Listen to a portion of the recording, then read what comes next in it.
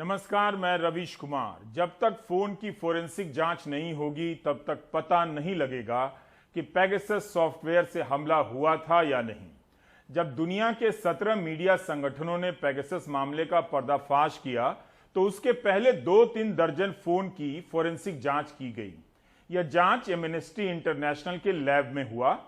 अभी तक इस मामले में यही एक मजबूत आधार बताया जा रहा था कि कुछ फोन की जांच से सॉफ्टवेयर के हमले का पता चलता है, लेकिन फ्रांस से आ रही खबर बता रही है कि यह मामला हवा हवाई नहीं है।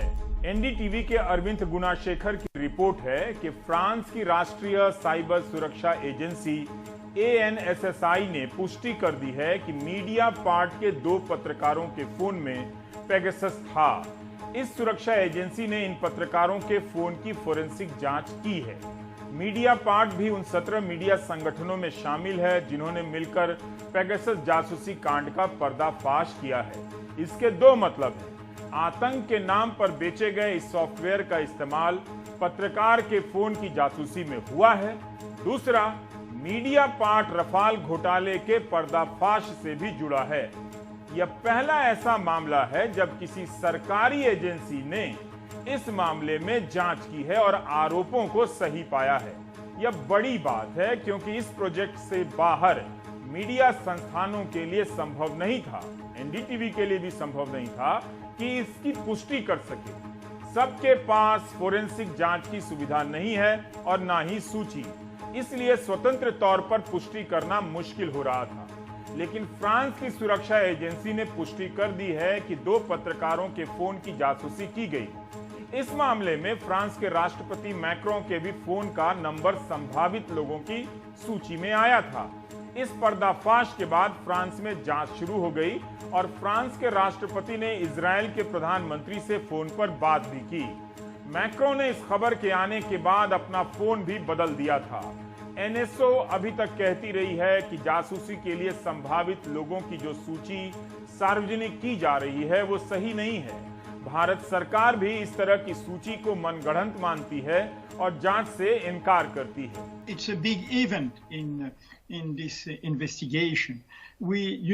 As Mediapart, we complain to the public prosecutor the day of the revelations by Forbidden Stories and the Amnesty Lab.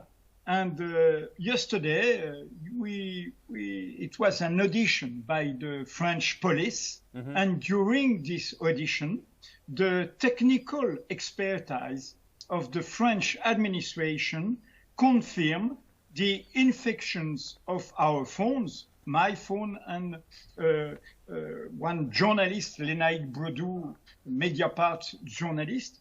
Our 2 phones were really infected by the spyware Pegasus, sold by this Israeli company NSO Group. It's a big event because we were sure with Amnesty and Forbidden. Their verification, they made it in Berlin with the technical lab, but also in Toronto at the Canada with the Citizen Lab. Mm-hmm. But now it's another verification, official verification in a judicial suite with the police, French police on the documents.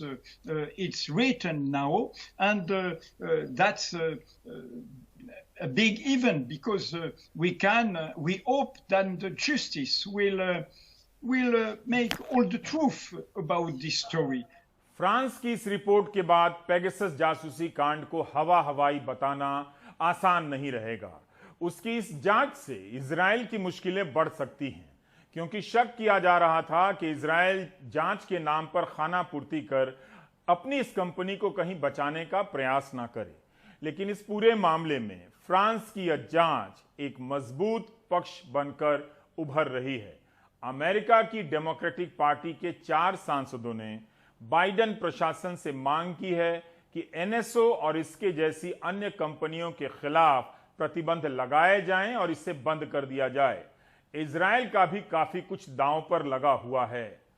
Israel के रक्षा मंत्रालय के अधिकारियों ने Pegasus जासूसी software बनाने वाली company NSO के दफ्तर में छापे मारे हैं।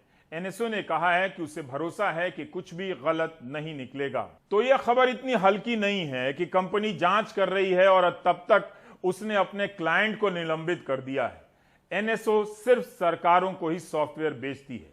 आखिर इसी तरह पनामा पेपर्स में दुनिया के 350 पत्रकारों ने मिलकर पर्दाफाश किया, तब उसके आधार पर भारत ने जांच भी की और भारत को 20,000 करोड़ की अघोषित संपत्ति का पता चला है।